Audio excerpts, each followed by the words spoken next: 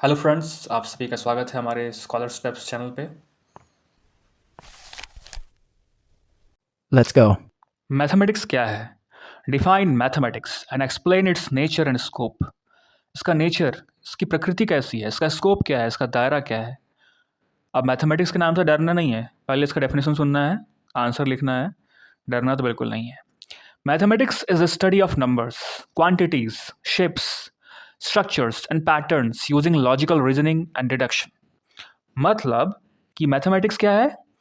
Numbers को पढ़ना, quantities यानी कितना मात्रा में आपने कोई सब्जी, फल, दिस दैट आपने लिया है। शेप क्या है उसका, किस शेप का है, सर्कुलर है या फिर रेक्टेंगुलर है। स्ट्रक्चर क्या है, पैटर्न क्या है, यानी पैटर्न बिल्डिंग का पैटर्न, कोई बिल्डिंग है उसमें किस टाइप के पैटर्न्स फॉलो किए गए हैं या फिर नंबर्स में, ये सब कुछ। लॉजिकल यूज रीजनिंग का इस्तेमाल करना, निष्कर्ष पे पहुंचना, ये सब मैथमेटिक्स ही तो है और क्या है। फिर भी हम लोग डरते हैं, मतलब डेली लाइफ में मैथमेटिक्स यूज़ करते हैं, लेकिन लोगों को लगता है मैथमेटिक्स पढ़ते क्यों हैं, यूज़ कहाँ होता है, यहीं तो यूज़ होता है। चलिए अब पढ़ते हैं नेचर एंड स्कोप्स के बारे में। पहला पॉइंट है यूनिवर्सल लैंग्वेज। अभी आपके सामने कुछ पॉइंट्स हैं, ऑलमोस्ट 7 पॉइंट्स। इन्हीं के बारे में हम लोग डिटेल में पढ़ेंगे। तो पहला है यूनिवर्सल लैंग्वेज। मैथमेटिक्स क्या है? एक यूनिवर्सल लैंग्वेज है, क्योंकि it is use to describe and explain natural phenomena. हर चीज़, चाहे वो कोई भी रीजन हो, कोई भी क्षेत्र हो, वहाँ पर मैथमेटिक्स का इस्तेमाल होता ही होता है। चाहे वो स्पेस में रॉकेट को लॉन्च करना हो, चाहे आप कोई फील्ड खरीद रहे हो, ज़मीन खरीद रहे हो, वहाँ पर शादी वगैरह में, ज्योतिष वगैरह में, astrology, each and everything, wire count करना है, ग्रीन, ब्लू, रेड रेड हैं, जो भी है, नंबर्स कितने, पापा इतना बिस्किट ले आइएगा, सॉरी सॉरी, पापा इतना पेन ले आइएगा, इतना कॉपी, मेरा मेरा बिस्किट तुमने ले लिया ना, अरे पापा, मम्मी देखो मुझे मार रहा है, देखो मेरा भाई कैसे कर रहा है, दिस दैट, बहुत सारा, हर जगह पे वहाँ पे मैथमेटिक्स का इस्तेमाल होता है। उसके पास 3 है बिस्किट, इसके पास 2 है, तो लड़ाई शुरू। तो mathematics is considered a universal language, क्योंकि it is use to describe and explain natural phenomena. Natural घटना को डिस्क्राइब करने के लिए, इकोनॉमिक ट्रेंड्स को और टेक्नोलॉजिकल एडवांसमेंट्स को डिस्क्राइब करने के लिए इसका इस्तेमाल किया जाता है। एग्जाम्पल ले लेते हैं। मैथमेटिकल मॉडल्स का इस्तेमाल किया जाता है प्लैनेट्स के मूवमेंट को बताने के लिए, या फिर वेव्स कैसे बिहेव करते हैं उसको बताने के लिए। अगला पॉइंट है abstract and concrete concepts. Mathematics encompasses both abstract concepts and as number theory, such as number theory को, ये सब एब्स्ट्रैक्ट कॉन्सेप्ट्स हैं, number theory and algebra, and concrete applications like, मतलब मूर्त और अमूर्त दोनों। कॉन्क्रीट मतलब मूर्त और एब्स्ट्रैक्ट मतलब भाव, मतलब ऐसा कुछ जो मतलब दिखता नहीं है, मतलब अमूर्त। नंबर करके थ्योरी को एक्सप्लेन करने के लिए, अलजेब्रा को एक्सप्लेन करने के लिए। और कंक्रीट में क्या आ गया? कोई एरिया को मेजर करना हो, कोई फील्ड का, या फिर ट्रेजेक्ट्री ऑफ अ प्रोजेक्टाइल, यानी कि कोई प्रोजेक्टाइल, यानी कि अगर कोई सैटेलाइट लॉन्च कर रहे हैं तो उसका प्रोजेक्टाइल, उसका एंगल क्या बनेगा, दिस दैट, क्योंकि ये देख सकते हैं। तीसरा है प्रॉब्लम सॉल्विंग। मैथमेटिक्स में शामिल होता है logic and problem solving strategies का इस्तेमाल करना। क्या करने के लिए? कॉम्प्लेक्स प्रॉब्लम्स को एनालाइज करने के लिए और उसको सॉल्व करने के लिए। बिना मैथमेटिक्स के कुछ भी नहीं है। Example, the use of mathematical optimisation and logical techniques in engineering to maximise the efficiency of a system. Engineering field में कोई भी सिस्टम का, कोई भी रीजन का एफिशिएंसी बढ़ाना हो तो हम लोग इसके मैथमेटिक्स के पैटर्न्स को या फिर मैथमेटिक्स के को ऑप्टिमाइज़ करते हैं, यूज़ करते हैं। टेक्निक्स में लॉजिकल चीज़ इस्तेमाल करते हैं, लॉजिक लगाते हैं, ताकि हम लोगों का हर वो चीज़ इम्प्रूव हो सके, जो भी फील्ड है। फोर्थ में है एप्लीकेशंस इन ऑल डिसिप्लिन्स। आपको जो भी पॉइंट बता रहा हूँ एग्जाम्पल में, आप उसको चेंज कर सकते हो अपने हिसाब से। बस ये ऐसे ही मेरा एग्जाम्पल है, मैंने दिया है, तो आप लिख सकते हो कि it is use even in the engineering field, medical lines वगैरह वगैरह।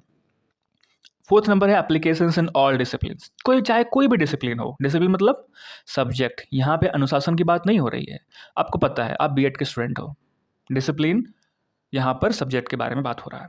तो mathematics is fundamental and indispensable, यानी एकदम आवश्यक चीज़ है in understanding and advancing many other disciplines. दूसरे डिसिप्लिन्स को भी समझने के लिए मैथमेटिक्स की आवश्यकता है, जैसे कि फिर चाहे वो फिजिक्स हो, चाहे वो इंजीनियरिंग हो, चाहे इकोनॉमिक्स हो, चाहे वो कंप्यूटर साइंस हो। फॉर इंस्टेंस एग्जाम्पल ले लेते हैं, कैलकुलस बहुत ही आवश्यक है किसमें, laws of motion in physics में को समझने के लिए, क्योंकि बिना मैथमेटिक्स के फिजिक्स का कोई यूज़ नहीं।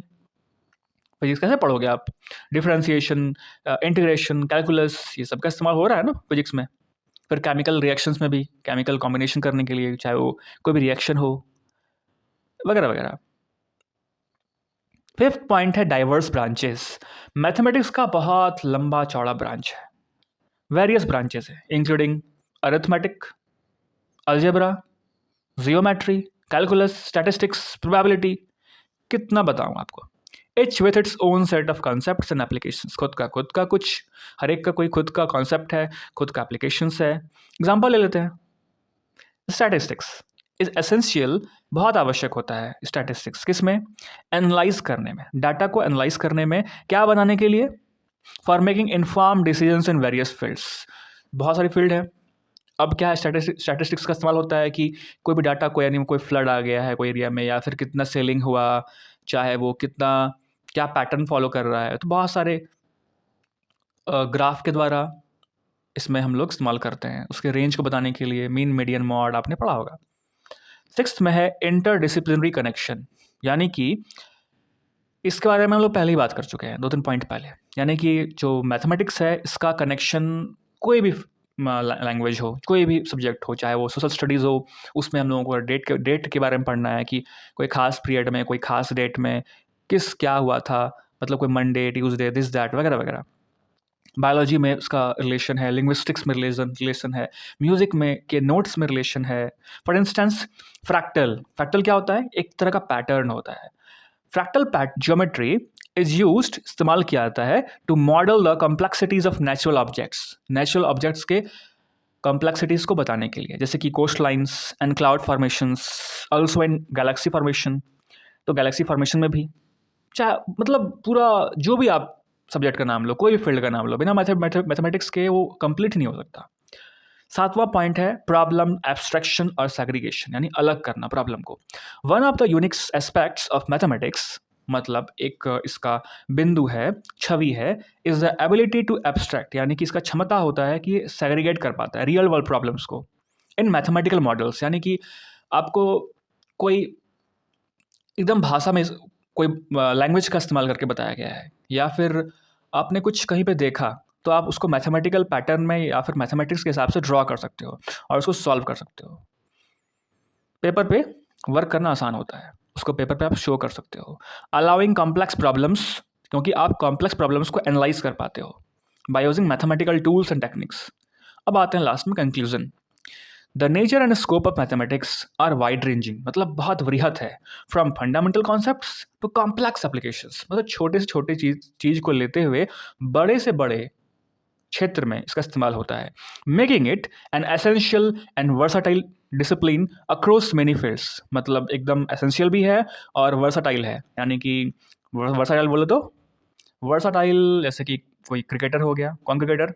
MS धोनी, बैटिंग भी करते थे, बॉलिंग भी करते थे, फील्डिंग भी अच्छा करते थे, मतलब एकदम अब हर क्षेत्र में।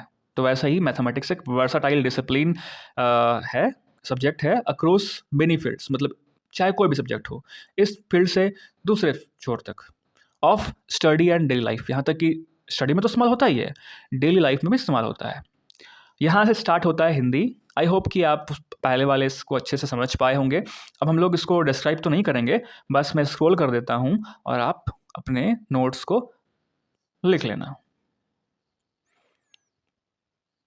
3rd पेज 4 पॉइंट्स हो गए। 5वां पॉइंट, 6वां पॉइंट कहाँ गया? नीचे है, सॉरी, अंतः विषय संबंध। 7वां। और इस प्रकार से हमारा उत्तर समाप्त होता है। आशा है कि आप सभी को हमारा उत्तर पसंद आया होगा, हमारा एक्सप्लेनेशन पसंद आया होगा, और आपको कोई फीडबैक देना हो तो आप हमारे कमेंट बॉक्स में दे सकते हैं, ताकि मैं फर्दर इम्प्रूवमेंट कर सकूं अपने टीचिंग स्टाइल में। Thank you. साथ ही हमारे चैनल को सब्सक्राइब भी करें।